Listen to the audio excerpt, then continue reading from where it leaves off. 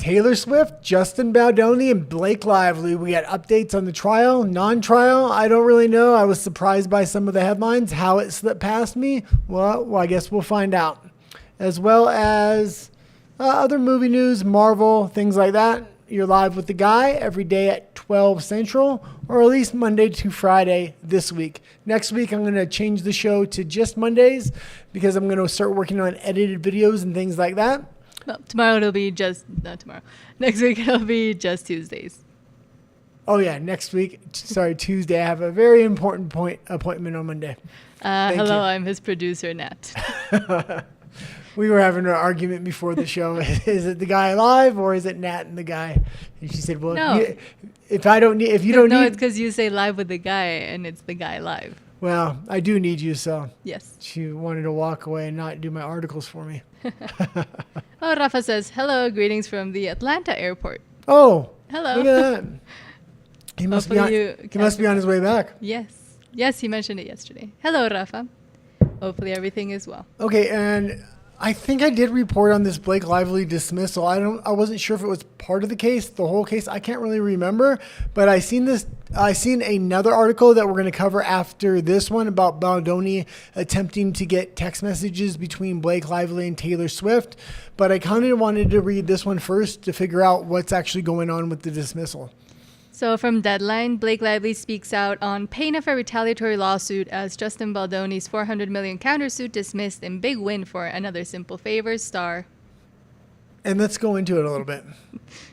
And what did you know about this? Because I was trying to figure it out whether the whole thing...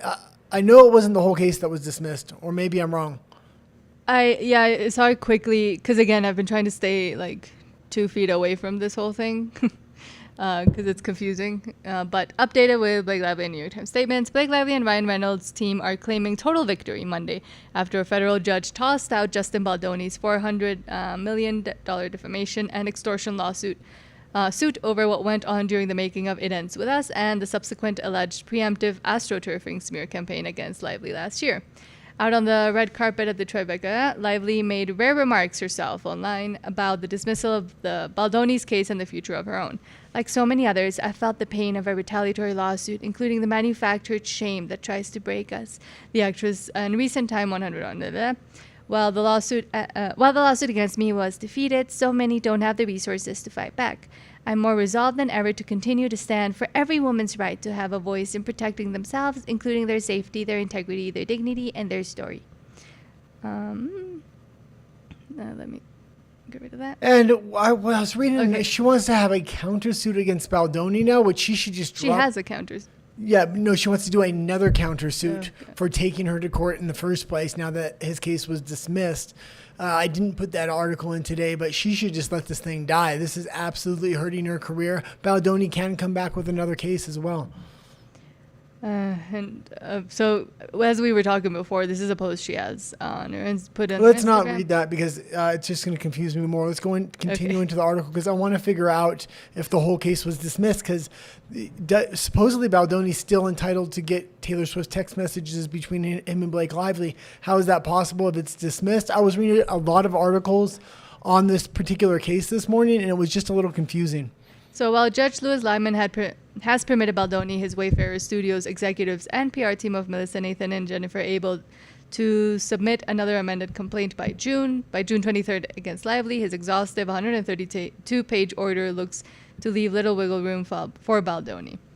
The Wayfarer parties have not alleged that Lively is responsible for any statements other than the statements in her CRD complaint, which are privileged, the judge said, of the defamation claims by Team Baldoni with reference to the disgusting harassment and retaliation complaint Lively filed with California's Civil Rights Department against Baldoni and his company and his teamwork. Okay, so it seems like the judge is going to allow him to refile. I would even think maybe not refiling the same case, but having a whole new case come up because he had a lot of discovery come out now and he has different complaints and amendments and things he can bring into the new case, which I think he's going to be a little bit hamstrung in the original case if he resubmits. At least that's what I'm kind of understanding from this and the other articles I briefly went over before we went on air.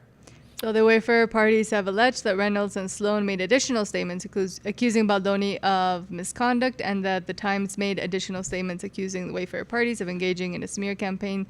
The judge went on to say, but the Wayfarer parties have not alleged that Reynolds, Sloan, or the Times would have seriously doubted these statements were true based on information available to them, as is required for them to be liable for defamation under applicable law.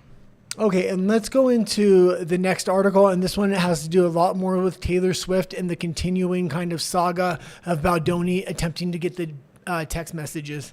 So from Variety, Justin Baldoni can seek messages between Taylor Swift and Blake Lively. Judge rules. This is from late yesterday. A judge ruled Wednesday that Justin Baldoni can obtain messages between Blake Lively and Taylor Swift that pertains to It Ends With Us and the legal melee between the film's co-stars. Lively had asked Judge Louis Lyman to prevent Baldoni from obtaining such messages, arguing that Baldoni was dragging Swift into the conflict as part of a public relations strategy. But his order on Wednesday, Lyman found that such messages may be relevant to the case and that a protective order is in place to prevent them from leaking to the press. Yeah, and it's going to be interesting, like when they did just have deleted the messages, or...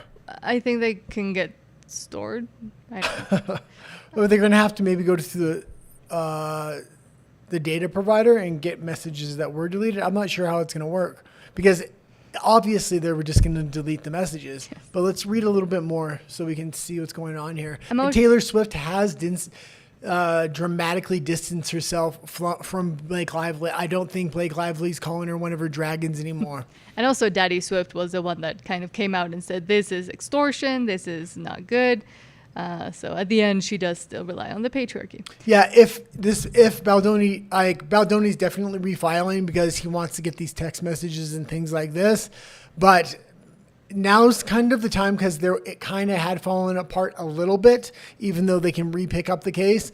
But Ryan Reynolds and Blake Lively should just offer a settlement and a non-disclosure agreement so they can kind of get past this, because this is really hurting both of their careers. This is only helping Baldoni's career, and that's one reason he may not want to take a settlement.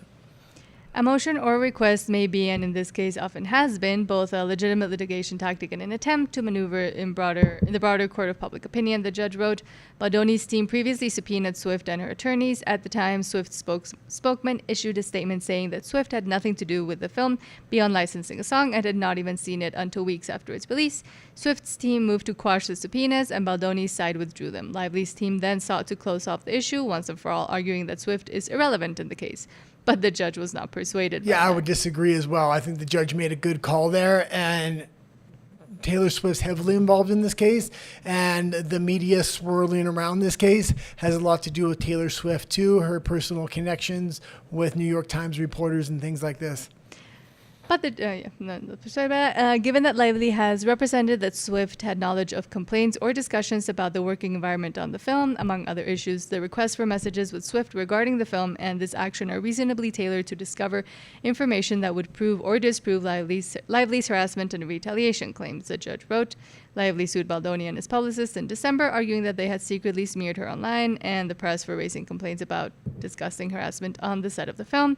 Baldoni's countersuit accusing her of smearing him was dismissed last week. Okay. Well, you got any thoughts on this? I mean, why is it all so confusing? I mean, this case is down, dirty, in the mud. It looks like it's going to reemerge. That's going to be more headlines. Now is the Blake Lively and Ryan Reynolds want to try to prove a point with this by having a countersuit, trying to restore their reputation. The best thing they can do is actually stop the bleeding, not try to continue this and restore their reputation. If this thing just kind of disappears and they're quiet for a little bit, people will generally forget about this. Giving a settlement to Baldoni at this point would be the best thing with a non-disclosure agreement. So doesn't really come out. But that one got dismissed. What didn't get dismissed was Blake Lively's against Baldoni. So Baldoni wouldn't receive a settlement for his because it got dismissed. No, but he can refile.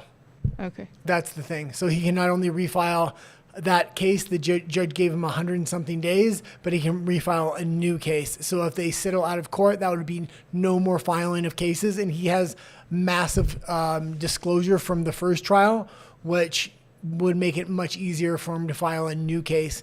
Now is the opportunity to kind of settle. It doesn't look like Blake Lively or Ryan Reynolds want to settle in any way, shape, or form, and I think that's a mistake. Okay, let's go on into the next story we got here. Oh, and Rafa says, Philadelphia is really ugly, but fortunately they had already removed the gay flag you showed from the Rocky steps. Oh, and I warned you about Philadelphia. Oh, hopefully you got a photo at least on the Rocky steps. Yeah. Okay, let's go into the Marvels. They just added a fourth movie in their 2028 slate. Well, not the Marvels. The Marvels is a movie. But from Variety, Marvel adds possible fourth movie to 2028 slate, which probably won't be good, but... Well, people are absolutely burned out of Marvel IPs right now. The last one they made was the Thunderbolts. It actually ended up being a pretty decent movie, at least from the reviews online and from people that I know that went to go see it, and even independent media said it was an okay movie. But even when it's a fairly decent movie, people no longer want to see these IPs. They've burned it out, much like they did Star Wars. And it seems like I keep repeating this every time we're talking about Marvel, but and Ironheart is just a blip right now. I'm not even going. I'm not even going into Ironheart. Ironheart is a straight to streaming series, and nobody's going to even remember that thing took place in a couple months, other than the bad press it's having. Yes. Okay, let's go into this though. So Disney announced on Wednesday that Marvel Studios is scheduled to release an untitled movie on December 15th, 2028. It would be the fourth feature from the division set. One moment. An untitled movie. They don't even want to say what these movies are because they want to avoid all backlash and just, here you go. And hopefully a surprise movie will avoid backlash and somehow be a different strategy to all these other movies they've had. It would also come out in 2.5 years. Yeah. So I think they're just trying to, cover their butts. The division set for that calendar year with previously announced films scheduled for release in February, May, and November of 2028. Should all four films go hold on to those dates, which is not nearly certain, it would be an unexpected move for the studio given Disney's CEO Bob Iger's recent public admission that Marvel lost a little focus by making too much. I can't believe they're still planning for 2028 with this Marvel. I understand they own the IP. Give it a freaking break for a few years, like for 5 years, and then slowly try to reinvent the universe. Same thing with Star Wars. They're going to have to give these a break. I mean, they permanently own these things. I understand they're losing money if they're not making it, but it's better to have a long-term strategy of maybe being able to reset the IP. The only way to, or a good way to reset the IP is to give the IP a break for a little while, whether it's the Marvels or Star Wars. Okay. And like give people enough time to get at least a little bit of nostalgia back and appreciation for what had been done before they ruined it. And before we continue, if you're new watching, please subscribe. We're trying to get to 200 subscribers, hopefully 1,000 so we can monetize this channel. This is our secondary channel. We have a Spanish language channel called Nat and the Guy in Espanol. Okay, let's get back into the article here. Okay. We all know that in our zeal to flood our streaming platform with more content, that we turned to all our creative engines, including Marvel, and had them produce a lot more. Iger said during an investor call in May. We've also learned over time that quantity does not necessarily beget quality. They just learned that. No apparently. Shit, are you just learning this, Mr. Iger? Yeah. Well, he was a weatherman beforehand, so. Holy cow. They've just ruined everything they've touched in the last few years, and they are in need of a huge tooling. We're going to talk later about some behind-the-scene business dealing and economics of these movie studios streaming services, but I think it's really a streaming war that's going on right now, and as these studios begin to collapse, other studios are going to come in and buy up their content for a fraction of the price. Okay. And he said, and frankly, we've all admitted to ourselves that we lost a little focus by making too much. By consolidating a bit and having Marvel focus too much more on their films, we believe that will result in better quality. It's like he just learned how to be a film producer. It's quite unclear, however, whether Marvel will actually release 4 films in 2028. Disney has a history of holding on to release dates for future projects well past when those films would realistically make those dates to ensure they remain available for other films from the company. Yeah, I think they just need to go find people in other genres and things like this and just make good one-off movies if they want to use these characters. don't have them even fit into the universe with their storylines and have them all connect. It's already garbage. They just need to somehow focus on making good movies, get good actors, good scripts, good directors. Even if you don't think they can normally do a Star Wars movie, make Star Wars a different genre for at least one movie. Just make something good. It's desperate. They desperately need good movies with Star Wars, good movies with the Marvel universe. And I mean, it's this cookie cutter Marvel universe that nobody wants anymore. I mean, it's not like they don't have anything releasing soon, because there's for the next year and the year after that, there's Fantastic Four First Steps, which comes out, next month, which is not going to do well. Spider-Man Brand New Day, Avengers Doomsday, and then Avengers Secret Wars. Okay, yeah, but we have to be very wary of everything that comes out this year was made in the woke era. This means DEI writers, cookie cutter scripts, bad acting, the same old thing. So that's already shot. They can try to re-edit it as much as possible, but I would expect everything to come out this year to be absolute garbage. Next year, maybe you're going to be transitioning out of that. And in 2028, that's why they're planning for 2028 now, because that's when they have a real chance for a real reset. But they should just give it a break. And just have some lost films. I understand these are $200 million films, but you're killing the long-term branding of these IPs and these movies. Yes, and you're losing the public's willpower to keep supporting it, even though most ardent fans. The public doesn't have willpower to support it. What we're starting to see emerge is the public's willpower to destroy this movie through the independent media, through bad reviews, through Rotten Tomatoes. Fans are fed up with these movies, and they're fed up with Disney. Okay, let's continue on. I'm getting a little bit amped up over Disney here. And we got Sarah Jessica Parker. From Deadline, Sarah Jessica Parker asks why fans judge women characters for mistakes but not men. We were just talking about Marvel, where that's all people. Yeah, and this is complete crap. This girl is a absolute lunatic. I heard a lot of other channels kind of talking about this story. So when the headline popped up, I figured I'd grab it. I haven't read through the whole article yet, so we'll read it together. But I do have an idea what's in it, and there is backlash on male characters just like female characters. Yeah. She's and the series she's talking about is freaking Sex in the City, or the new old woman Sex in the City, which nobody wants to watch, except old women. It's all look what the characters do on that show. There should be backlash on the character. Society is transitioning and saying, no, some of the stuff isn't okay. The last 10 years, Hollywood has really gone off the rails and made a lot of things that should be socially unacceptable, acceptable, like cheating on your husband, cheating on your wife, glorifying affairs and things like this. Okay, let's read it's a little. It's funny that the ad in Spanish right next to it says, you're not at 100, because it's an ad for mattresses, but it's essentially they're talking to Sarah Jessica Parker. Well, we broadcast live from Mexico City, so that's why all of our ads and stuff are. But it was funny that it was right next to her, on a mattress. After more than 25 years of playing Carrie Bradshaw, Sarah Jessica Parker has learned to tune out the critics of her complicated character. The 6 times Golden Globe winner recently... Hold on, she doesn't have to tune out the critics anymore. There are no critics. Nobody wants to watch that show. Maybe the critics are the only ones because the studio's paying for the critics to actually watch the show and give some kind of review so they can manufacture some kind of interest. Okay, let's continue. I think they meant the criticisms of the character, but... yeah, what I'm saying is no fans have criticisms of the character because there's not a lot of people watching it.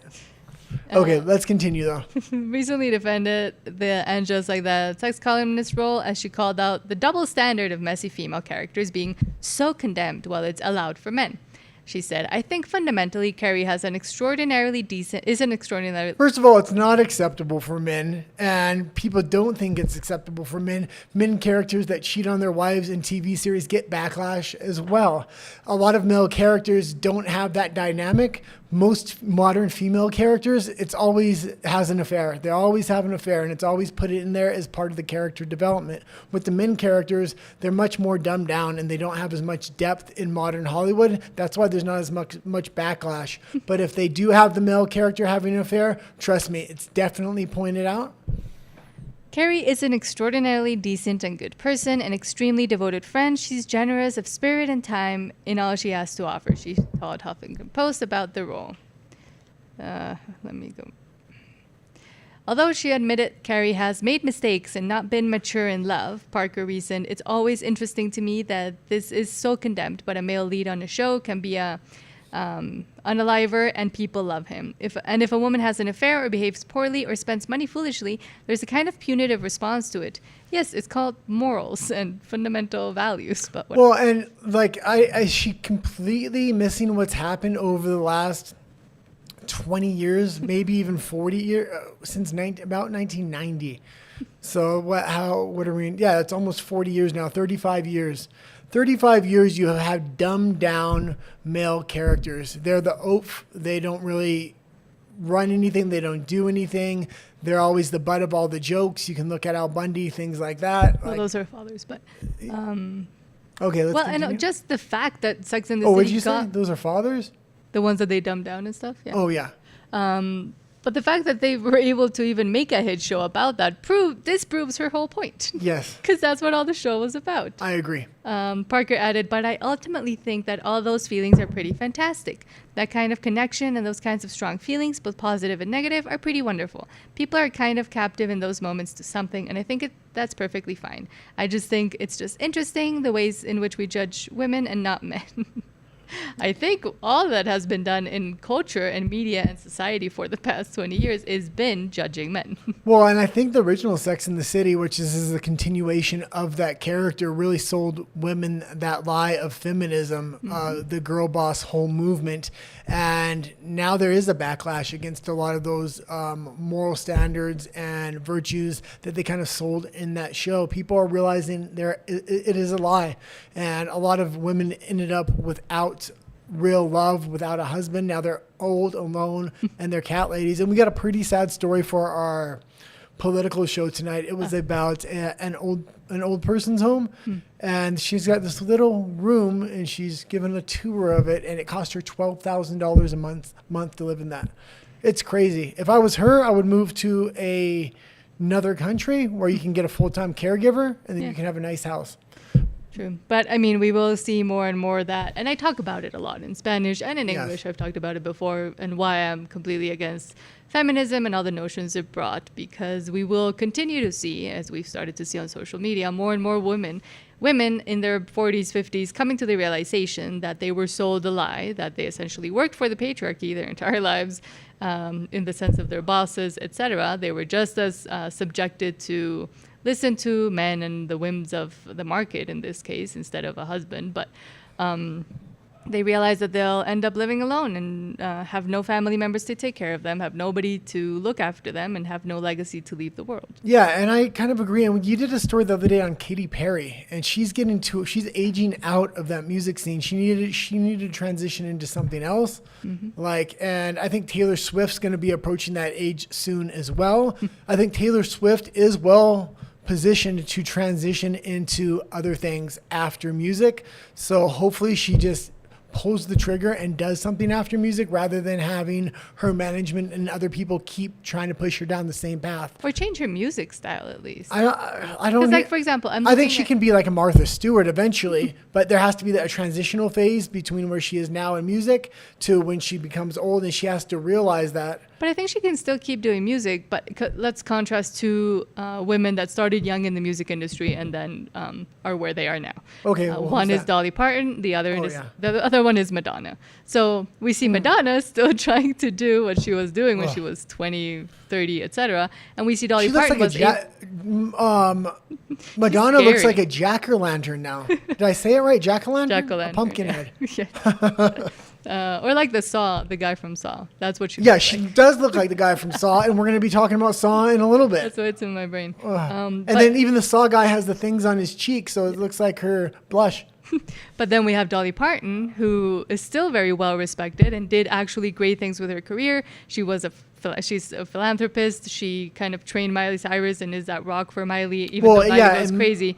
Like, looks over her career and things like that. Yes, and was able to maintain her legacy, has Dollywood, donates a lot, helps other younger people with their music endeavors, has a bunch of programs. I respect her a lot for what she actually built and how she still maintained that she was a strong woman, but also a wife, and also, taking care of her life outside of the industry. She moved more into a mentor phase and things like that, where Madonna is just trying to still be naked everywhere. Oh my God! Like, what is that woman thinking? Forcing people to look at her, essentially. Okay, let's move on. And Rafa, before we move on, okay. Rafa says, "Girl, she could be my grandma." That's why I try to correct him. She's not a girl; she's a woman.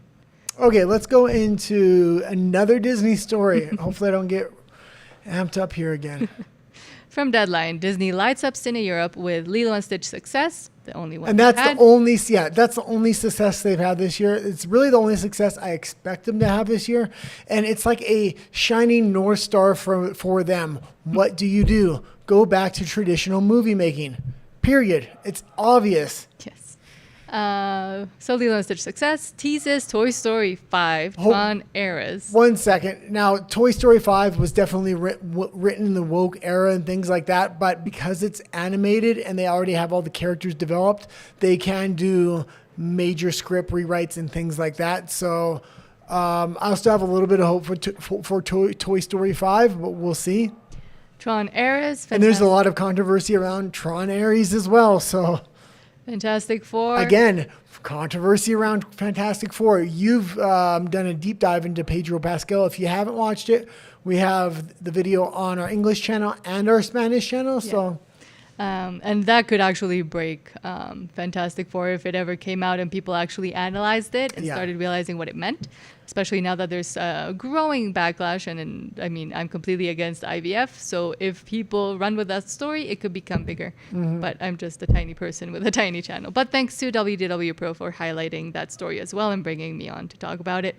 Devil Wears Prada 2. No. And nobody wants another one. Leave it as it is. Leave it as it is. It was fine. No, don't do that. This is like the new Sex and the City where it's all old women. Devil Wears Prada 2.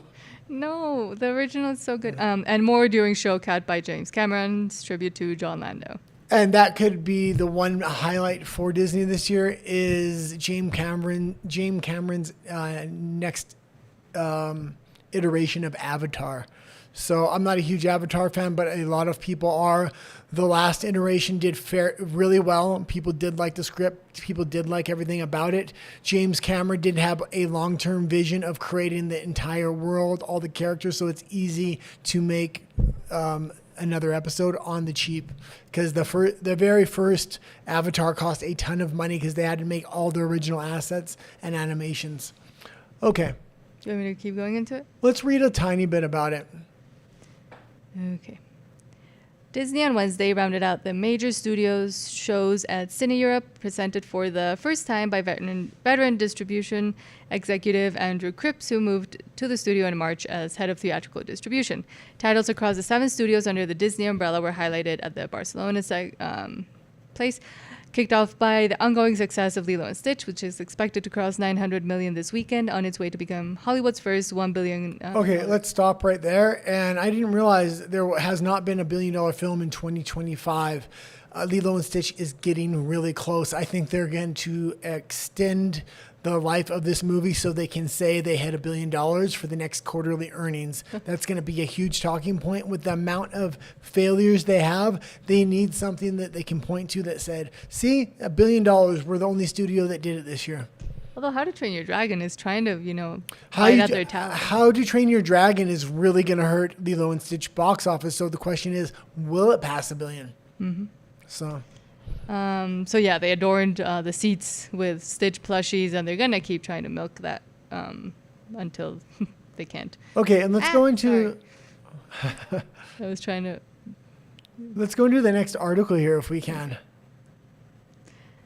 From Variety, new movies out now in theaters, and what's coming out this weekend. Yeah, I just kind of want to talk about this really quick to let people know what's kind of coming out because we do talk movies a lot. So. 28 years later is coming out. That's probably your best bet if you want to see something new that's coming out this week. If it's going to be good, if it's not, we don't really know yet. It did have trouble financing the movie in the final leg. So at the film festivals, they were actually trying to get investors to invest in the final leg of production and editing for this movie, but it looks pretty good. I watched the making of the movie.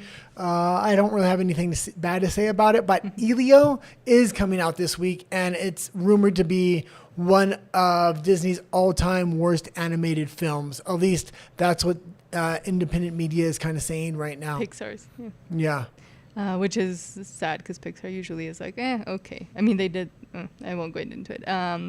Brideheart, Marley Matlin. No. And yeah, I've never heard of Brideheart, Marley Madden, or Don't Tell Larry, Animal, Harley Flanagan. Everything's going to be great. Yeah, the first two High five. movies that we went over, Elio and 28 Years Later, are kind of the box office for the weekend. So I do expect a lot of the previous movies like How to Train Your Dragon and even Lilo and Stitch. This may really help Lilo and Stitch cross that $1 billion mark because Elio is not going to be competition for it. And people would rather go watch Lilo and Stitch for the second or third time than Elio, I think. Mm-hmm. Okay, let's go into... From Deadline. And this is kind of the movie the story I was alluding to earlier. From Deadline, Alcon acquires bankrupt Village Roadshow Entertainment Group's film library for $417.5 And this million. is an absolute steal. And a lot of companies right now in Hollywood are on the razor's edge of their economics and their financing. I'm expecting a lot more to go bankrupt. This buy for $417 million is a steal. They'll make that money back just in the licensing of these films to streaming platforms over the next 2 years, and then they'll permanently own these IPs. This was a huge pickup for them. I'm expecting this to happen more and more. We talked the other day about Disney as well, and they have an amazing old library of films. If they would just license those out to Netflix and other places, As they used to do. and until they can figure out and restructure things, it would really help their company. Because Netflix and all these other streaming services, if they licensed it out to like some to Amazon, some to Netflix, and they did like a 5-year deal, they could really reset their company, and they would have other companies promoting their old IPs. It would be really the best strategy, and just have a couple years of downturn. They need to remodel the parks as well. And I mean, they could also go back to another model that worked for them a very long time ago, which was the Disney Vault, which was to hide some movies and then re-release them and then hide them again when they were having those troubled years back in the 80s and early 90s. But Disney Plus is hemorrhaging money. Nobody's wanting to watch it. They're now going to slap the Disney Plus logo on Hulu because they just got the full rights to it, even though they owned it for a long time. The court settlement's kind of done. So now they're going to slap Disney Plus logo on Hulu and say, look how successful Disney Plus is. No, Hulu was successful. Nobody wants to watch Disney Plus. And the fact that you have all those IPs that could be making a lot of money if you license them out, yet you're having them locked away on Disney Plus, which you're charging $2 a month for. And if you're asking, Disney Plus is only $2 a month, every time they have a quarterly earnings call, they want to up the number of subscribers. So they put Disney Plus on sale, usually along with Hulu, for $2 a month for 12 months. So very few people pay more than $2 a month for Disney Plus. Okay, you can read a little bit about this article, actually. Okay. Alcon Media Group, LLC, has won its $417.5 million bid to acquire Village Roadshow Entertainment Group's library of 108 feature film titles, Alcon said Wednesday.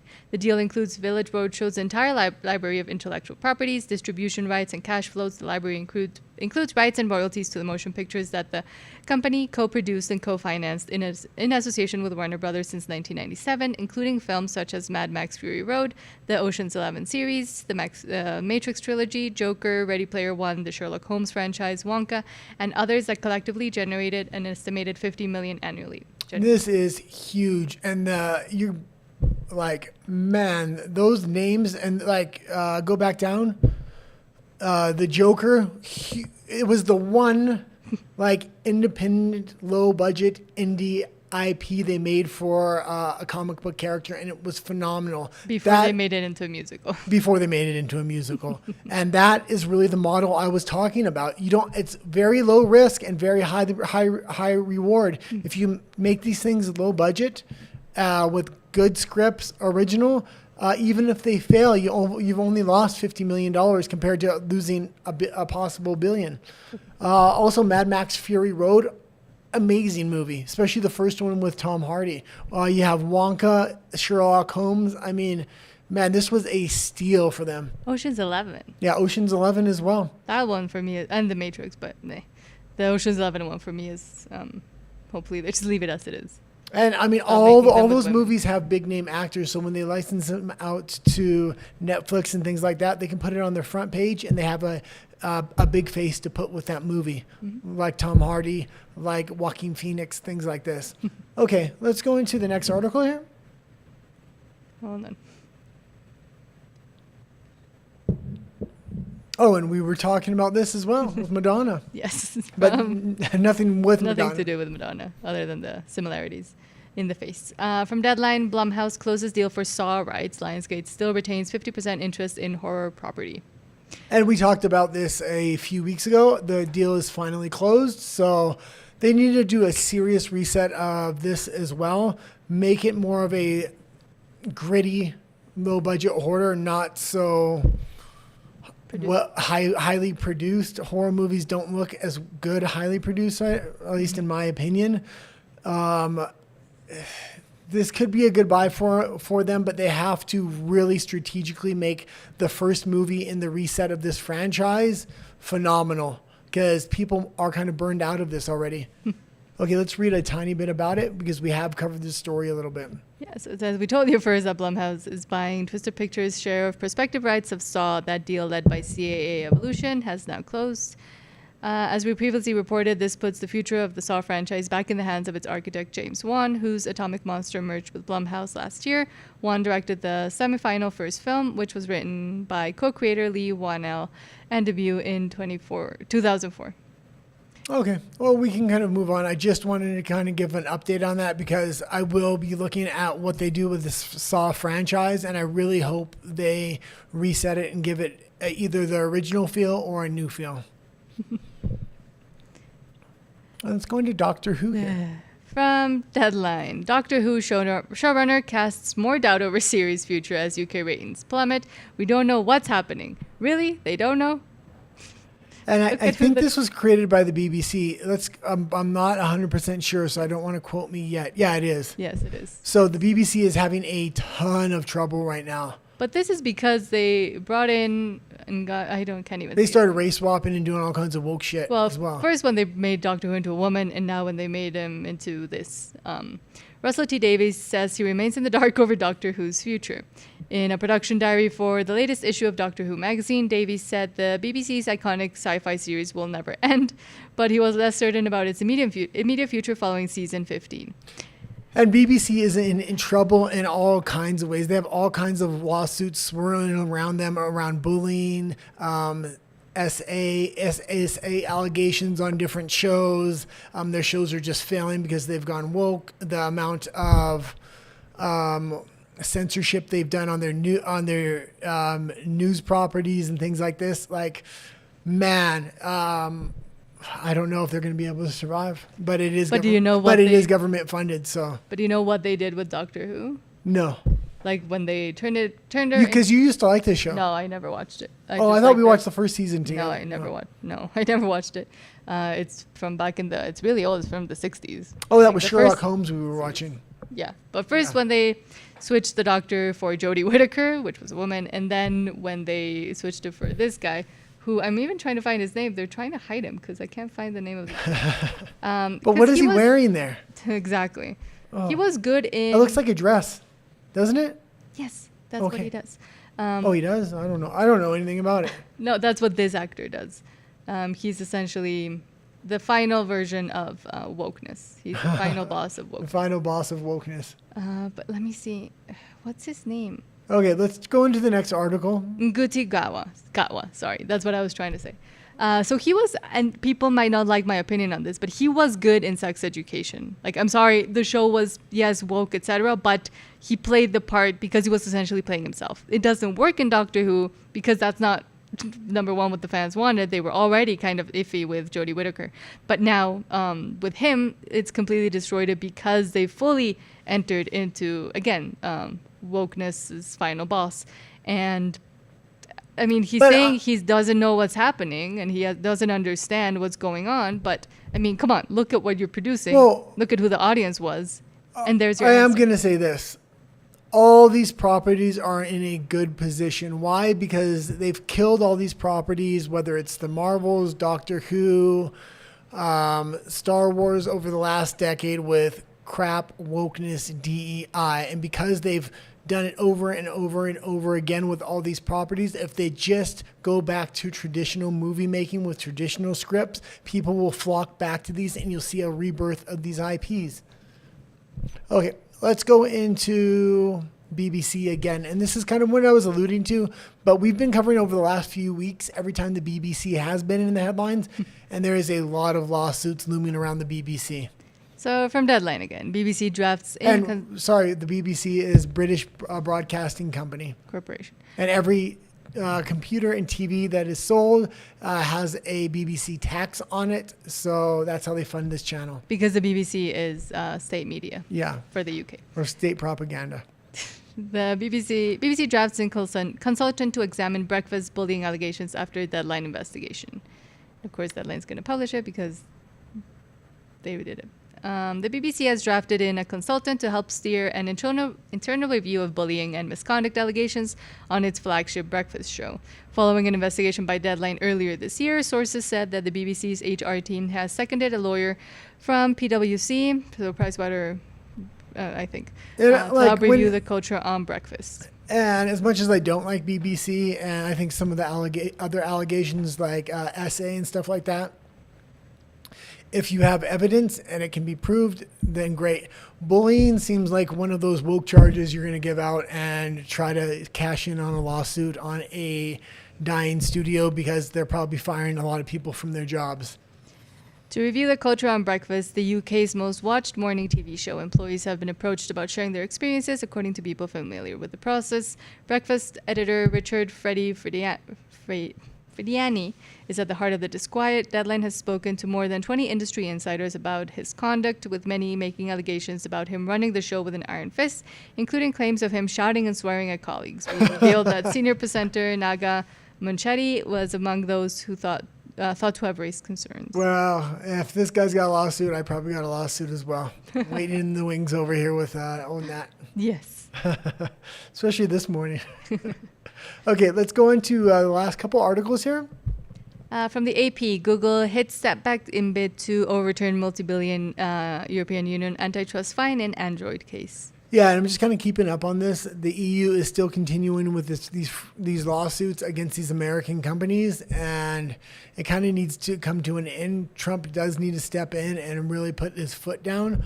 They've been cashing in on multi-million-dollar and billion-dollar lawsuits against Facebook, Google, all these American tech companies. The EU and the UK are, I think, upset because they don't have anything to compete with them. So they figure they'll just continuously sue and tax them in order to make revenue. Do you want me to read into it? No, because we've covered the story a lot. Let's go into the final story. So, Bus family to sell a controlling stake of Lakers to Mark Walter for $10 billion valuation. Yeah, and I didn't even know the Lakers were up for sale, and then I see this headline, so I grabbed it. Let's read a little bit into this one, actually. The Bus family has agreed to sell the controlling stake of the Los Angeles Lakers to TWG Global CEO and Los Angeles Dodgers owner Mark Walter, doing so with a franchise valuation of $10 billion, the highest ever for a professional sports franchise, a person with knowledge, blah, blah, blah. As part of the deal, Janie Buss, whose family has had control of the Lakers since her father bought the team in 1979, intends to remain as team governor, said the person who spoke to the AP on condition of anonymity. It's not clear how much of the Lakers that Walter is acquiring. He was part of the group that bought 27% of the Lakers in 2021. Jeannie Buss will still own at least 15% of the Lakers once this transaction is completed. By NBA rule, a governor must have at least that much of an ownership stake. And this is a huge buy and a big evaluation. The NBA is extremely woke. It is really hurting their branding. It's hurting Disney and ESPN's branding because that's the main sports league ESPN and Disney are putting up. They need to move away from politics as fast as they can. The NFL is kind of getting the hint. The UFC has never been woke. So This is a good time to sell, especially with a big evaluation like this of $10 billion because the league is headed in the wrong direction. That being said, the Lakers are an international property, and hopefully after LeBron's gone here, because he's approaching his last couple of years, they need another big name figure to put into that position, because as long as they have a big name on the Lakers, the jerseys will kind of sell themselves. They don't want to go into a restructuring year. They need a big name after LeBron. So, and I think that's it for today. Yes. Let's talk a little bit about kind of what's going on. I'm making a secondary studio in the back. So either tomorrow, if it's ready by tomorrow, or Tuesday, you'll see a stripped down version of my set, and then I'll try to build it up as we go. Good thing you said your set. Yeah, my set. I built this set, and it's set for our night show, and they took quite a while. I'm using different technology and things like that in the back room, and it's been nothing but a headache.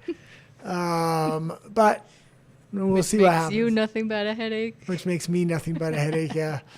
Okay. But yeah, the plan is to eventually kind of pare back for you to start doing maybe edited content. Just this pop culture show once a week. Yeah, I'm going to do this once a week, edited shows until we get monetized, which is 1,000 subscribers. We're currently at almost 200. So if you haven't subscribed, please do so. But once we get to that monetization, I'll bring back this show Monday through Friday. So then we'll have 3 shows a day again. Mm-hmm. And then our nightly politics show on this channel at 9:15 Central is still happening every day. During the week, Monday through Friday, 9:15 Central Time. And then my Spanish one will still remain on the Spanish channel, which is at 8 Central Time. Okay. Thanks for tuning in. Adios. Bye, Rafa. Thank you for tuning in. Have a good day.